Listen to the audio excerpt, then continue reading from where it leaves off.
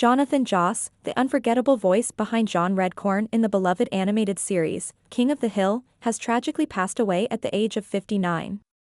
The man whose voice brought cultural nuance, quiet strength, and subtle humor to one of television's most memorable Native American characters died in a shooting incident that has left his fans, family, and the entertainment industry in mourning.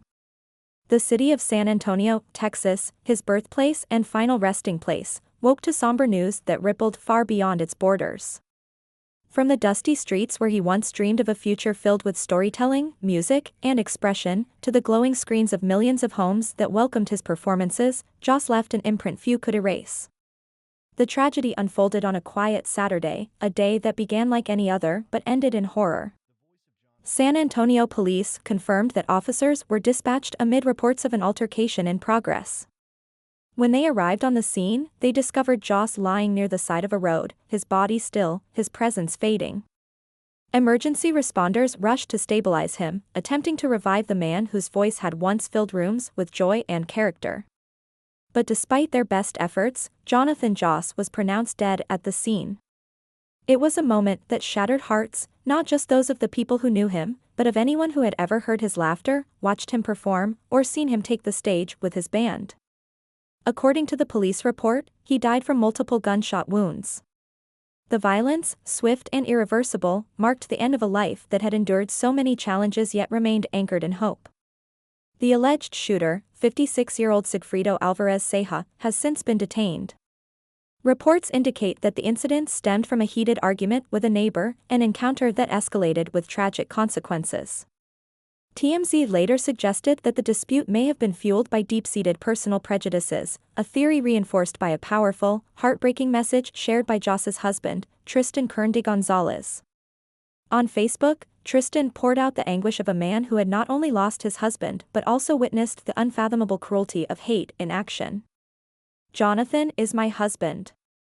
He gave me more love in our time together than most people ever get," Tristan wrote, his words bearing the rawness of someone forever changed. "I was with him when he passed. I told him how much he was loved."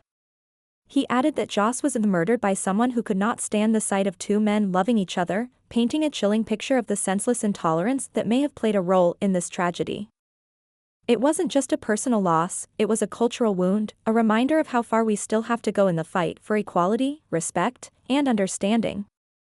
This wasn't the first hardship Joss had endured in recent memory.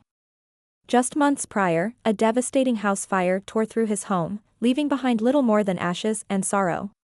The house held generations of memories. It had been built by Joss's father in the 1950s, a symbol of family history and resilience. In the fire, he also lost his two beloved dogs, companions that had provided him comfort and joy through many difficult times. But even then, he didn't succumb to despair. "We may have lost our home, but not our hope," he wrote on Facebook, words that echo now with haunting clarity. "We're moving forward with love, humor, and a little elbow grease, and we're incredibly grateful for every ounce of support." That optimism, hope in the face of hardship, was a defining trait of Jonathan Joss. His spirit seemed to dance with the rhythm of life, even when life offered more shadows than light. Long before he became a household name, he was a young man in San Antonio, drawn to performance, music, and storytelling.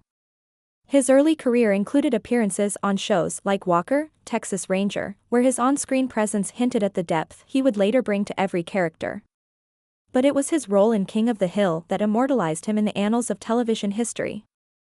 Taking over the role of John Redcorn in the show's second season, Joss brought nuance and authenticity to a character that could have easily fallen into stereotype. Instead, he made Redcorn human, funny, proud, sometimes flawed, always real. The show ran for 13 seasons, and through it all, Joss's voice remained a steadfast presence, giving life to a character that became iconic. His portrayal allowed millions to understand Native American perspectives in a way that was gentle yet poignant, and deeply needed in the cultural landscape of television at the time. But Jonathan Joss was never content to be just one thing. His career stretched across genres and platforms. He appeared in Charmed, Friday Night Lights, Ray Donovan, and perhaps most memorably, he gave a 5-episode performance as Chief Ken Hodate in Parks and Recreation.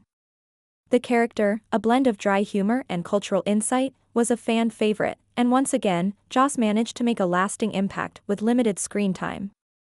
He had the kind of talent that lingered long after the credits rolled. On the big screen, Joss held his own alongside Hollywood giants.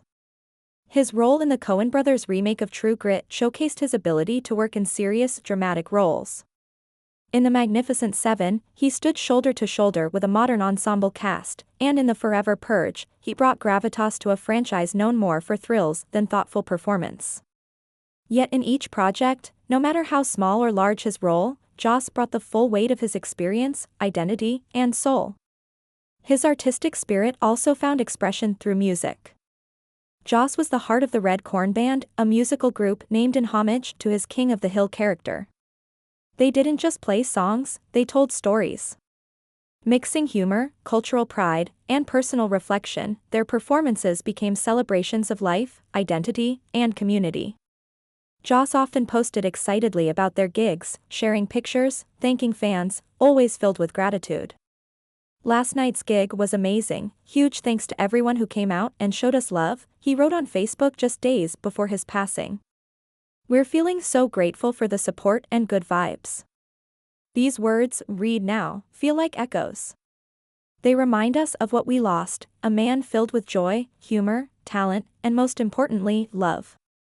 He loved his craft, his community, his husband, his animals, and his fans. And he gave that love freely, never asking for more than appreciation and kindness in return. His passing feels unjust, not only because of the violence that took him but because of all the beauty he still had left to share.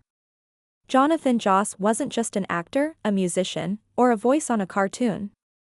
He was a cultural touchstone, a bridge between past and present, identity and expression. He carried with him the stories of his heritage, and he poured them into every role he took. For Native American audiences who saw so little authentic representation in the media, Joss was a symbol of pride. He didn't just play characters, he honored them. And in doing so, he honored the people watching.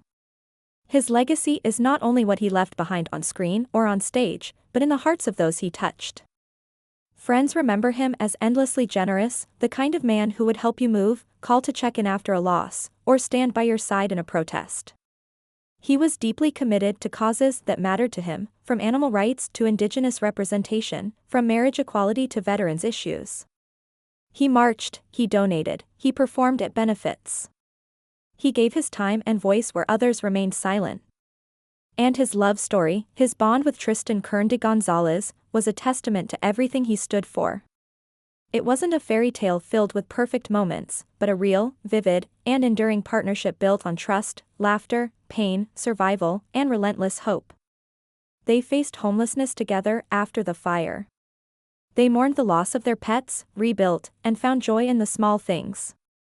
Tristan was his anchor, his light, and his protector. The way Jonathan wrote about him, always with admiration and love, was proof of how deeply they were intertwined. For those who had the privilege to witness their love, it was clear, it was genuine, it was earned, and it was fierce.